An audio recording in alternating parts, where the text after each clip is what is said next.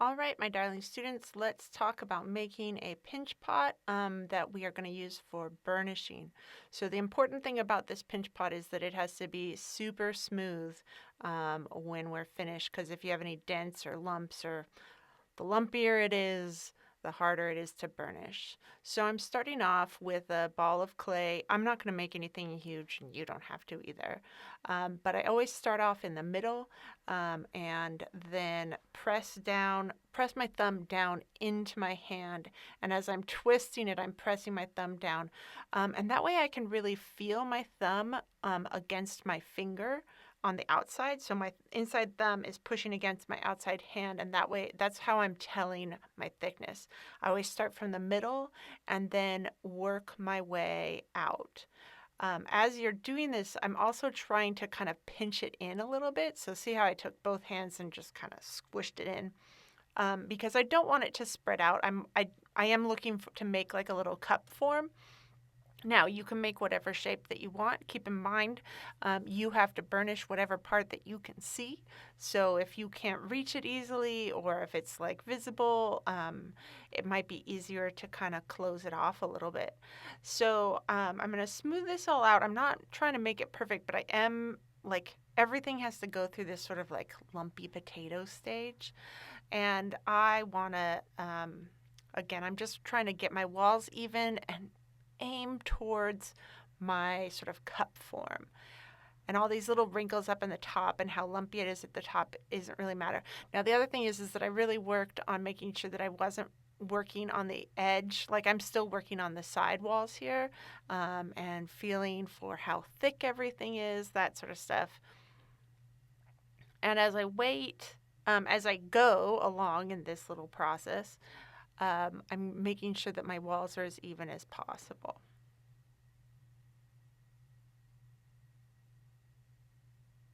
I'm going to smooth out this little section here, any of those cracks. Because it's wet enough right now, it's really easy for me to just run my hands over and smooth that out.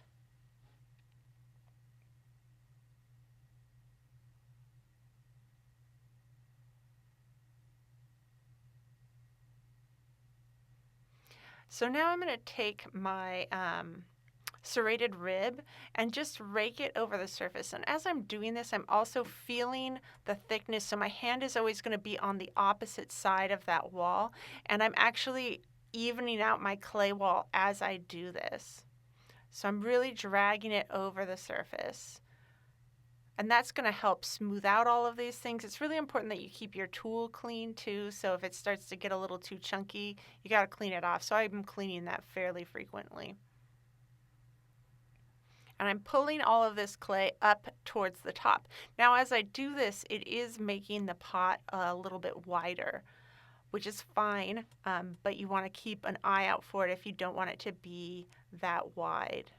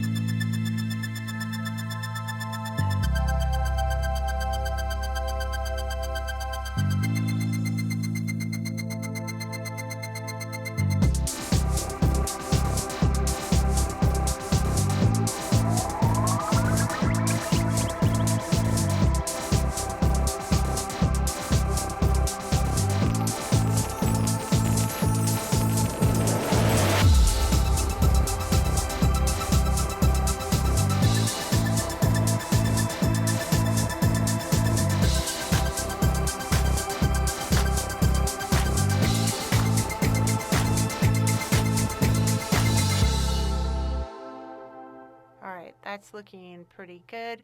Now let's deal with this top edge. It looks like a mess, and I'm not going to try to fix that right now. Well, I am going to fix it right now, but I'm not going to try to do that by just smoothing it all out. I'm actually just going to cut it off. So knowing beforehand that I'm going to cut off a little bit of it, I'm working towards making that cup form the height that I'm looking for. Okay, my walls aren't too uneven, but I definitely want to go back and kind of smooth this out. And if you notice, I just kind of push my thumb down a little bit into that as I'm pushing it in to round over that corner because I don't want that jagged, yucky edge over there. And a big part about making these pinch pots is just making sure that pinch pots are almost about fussing. Now you do want to be careful. You can overwork your pinch pot into the point where so your hands are bringing up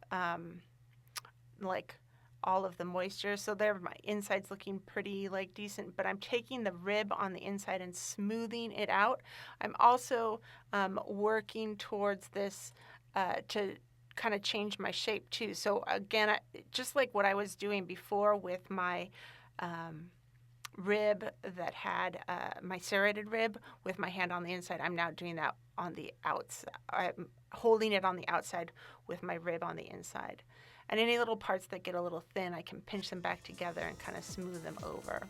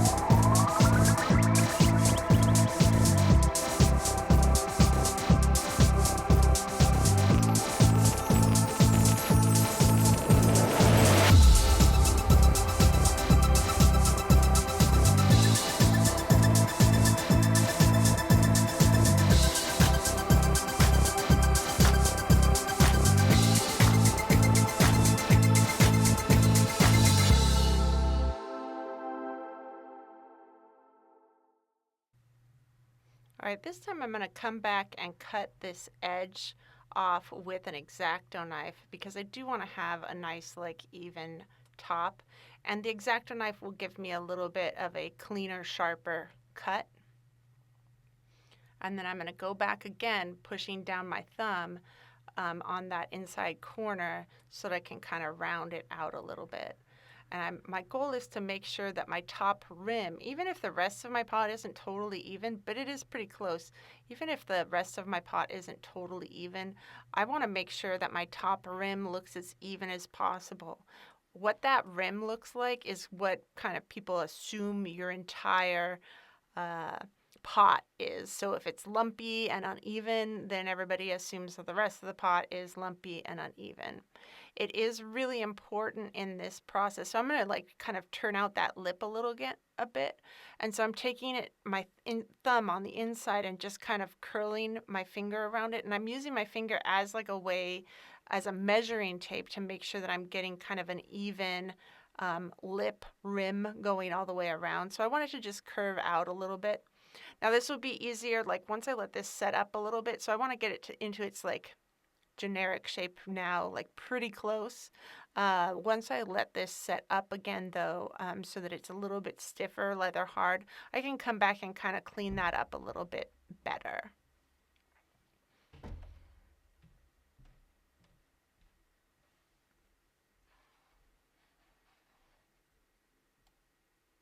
I'm just going to take this and kind of tap it on the edge there so that I can clean up that rim and just do kind of finishing touches to it.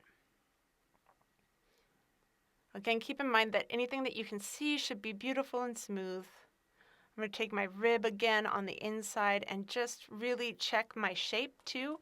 I'm kind of curving that around And you can see there's the shape of my rib. So I want the interior of that shape to match my rib. So I'm smoothing that rib along the inside while holding it against my hand. Make sure that anytime you're using your rib or something like that, there's always where you're using the rib, and then on the other side of your hand, like the other side of the clay, you should be supporting it. So that way you can really feel what it's doing. So it's looking pretty like nice and round. I'm relatively happy. I'm going to smooth out any little like pits that I can find on there. Those pits aren't going to do me any favors later.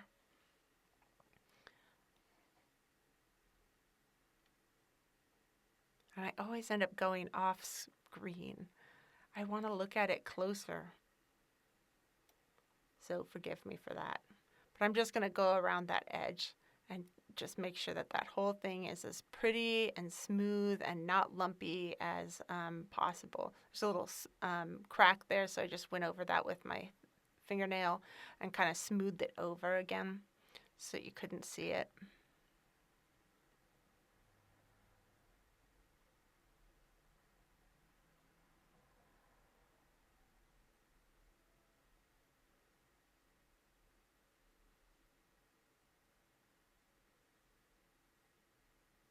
All right, so now I want to put a little foot ring on the bottom of this. So I'm adding a little bit of water, and I'm putting a little coil that I rolled out onto the top there. I'm going to try to get it like mostly centered, and then I'm going to smooth this in. So my pot is still fairly wet and soft and squishy, so I can just add this on without too much problem or any concern about it not attaching, because I'm attaching wet clay to wet clay. My pot would easily like squish in my hands if I wasn't careful. So you can see that when I'm picking it up, I'm always picking it up with two hands, so that way I'm not mucking with the shape too much.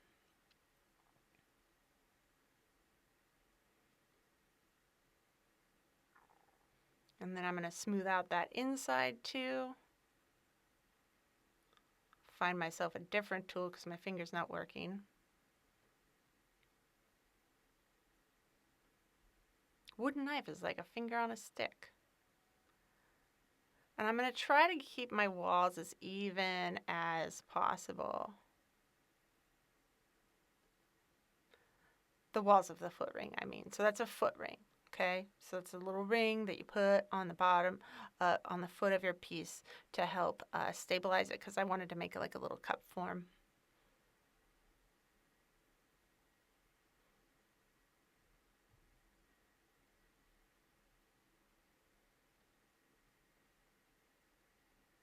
And now I'm going to use the rib just like I was using the rib on the interior. Let's put this on a banding wheel so that way I can actually turn it while I'm working. So I'm going to use the rib right along the edge just like I was using on the interior. Now I'm going to use the curve of the rib to create a curve of the foot.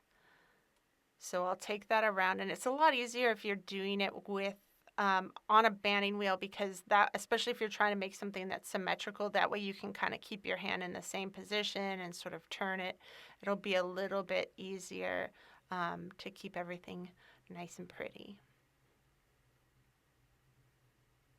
If you don't have a banding wheel, you can also just put it on your wheel and have it move really slow, or just move your wheel. It'll work out fine. If you do put it on your wheel, make sure that you have it on a really low setting for turning. Honestly, I just turn it like kind of manually because you don't want to, the last thing you want to do is fling this off your piece. So anytime I have like a heavy texture or something like that, or like kind of that new area that I'm working on, I go over that with my serrated rib and then go back over it with my rubber rib, and that's what's going to make it a little bit, well, a lot of bit smoother. That way you're not just kind of smoothing over lumps. You've actually raked over the surface first, and now you're able to really smooth it out like a lot more evenly. So that serrated rib is just a fabulous tool. Okay, so I'm looking at the top rim off of screen again because it's just, I don't know what it is about hand building, but I just always go out of frame. I'm working on it, guys. This is actually like my third try at doing this. I keep making I have like a whole pile of these pots now because I keep doing it off frame. And typically this takes me, like the whole process, even though you see this like sped up and that sort of stuff, the whole process probably takes me about 30 minutes.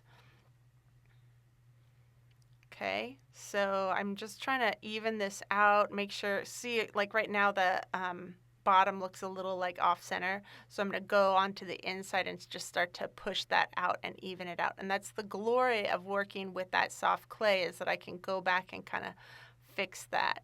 And so I'm fixing it just by holding, like I'm watching as I push my hand out the shape that it's creating. Now this top little edge here, we're going to take care of that too. But let's fix up all these little wobbles and whatnot. Now for burnishing, guys, so all these little marks that you see on there right now, they are just going to show up and they won't burnish. You won't be able to get them smooth. So it's really important that you spend the extra time to smooth this all out. So let's level this off, and I'm going to use my X-Acto knife to do that.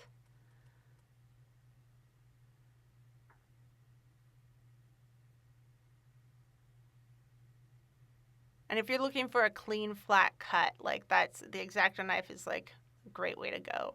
If you're just looking to separate some clay, needle tool is awesome, as long as we're talking about like kind of wet clay. Sometimes the X-Acto knife, it just doesn't work that well with it, but right now my clay is kind of at the perfect consistency to work well with the X-Acto knife. So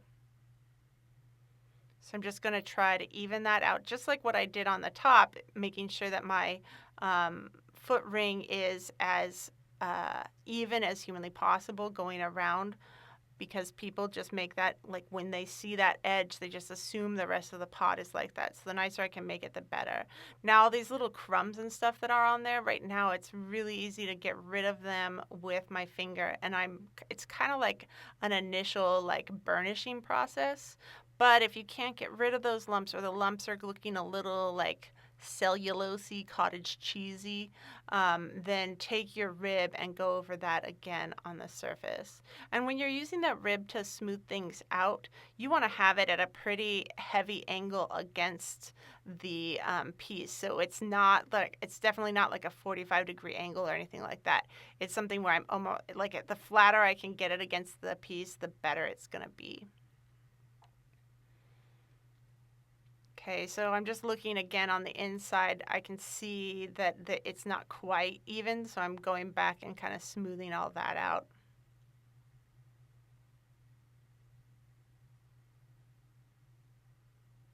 And then I'm smoothing out these little crumbs with my finger. And notice, guys, I have not used any water at all. Water is not your friend in this process. Actually, no, that was totally a lie. I did use water to attach the foot ring, but other than that, no water. So I'm just cleaning up that like top rim, and I think it's looking pretty good. And after it's been set up for a while now, I'd love to tell you exactly how later it is, but I can't tell you how later it is because it totally depends. Right now, it is 109 degrees outside my garage, and I feel like it's probably about 90 degrees in my garage. So this was just a couple of hours, and it already is stiffer. It's not totally stiff. You can see it hasn't changed colors or anything like that. It's just a little bit stiffer. And if you notice, when I put that water on, it really made it kind of grainy. So it was just a little bit of water, and now I have to spend all this time smoothing those grains out and rubbing them back in to the piece. You can kind of see a little bit of that graininess there. And also you can see some little divots and shadows that are on there, and those all have to go away. They are going to show up in your burnish, and they're going to be ugly. So this is the time for you to let that shiny perfectionist See that little dent? Oh, got to get rid of that dent. So if you can't get rid of, like, so I'm rubbing it and nothing's happening, adding more water is definitely not going to make anything nice. You can even see it's a little bit more like grainy there now. So I'm going to take my metal rib again and just go over that surface because it's still soft enough that I can kind of change the texture, but it's not so soft that it's like squishy in my hands. So that already, like, you can see that there's already a little bit more of a sheen to it.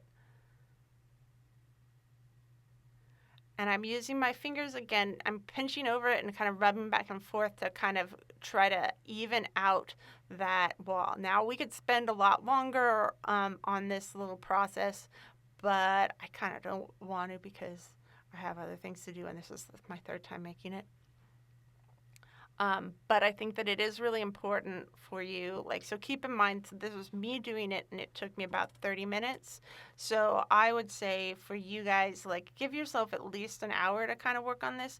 I wouldn't try to work on it longer than an hour. Like, things go downhill.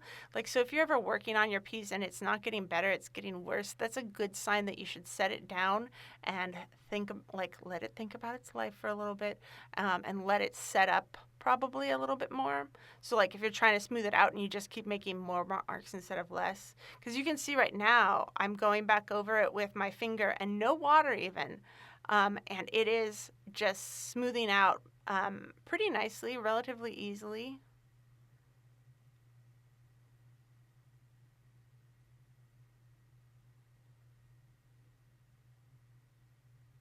Smooth out the inside, really anything that you can see, guys, like smooth that business out. And I left a lot of this in that I wanted to leave like the whole process in just so you guys can really see what this looks like. But yeah, that's looking pretty even. Walking around, like turning it around, I'm feeling fairly happy. There's a couple of bumps that are on there that'll be problematic, but otherwise we're good.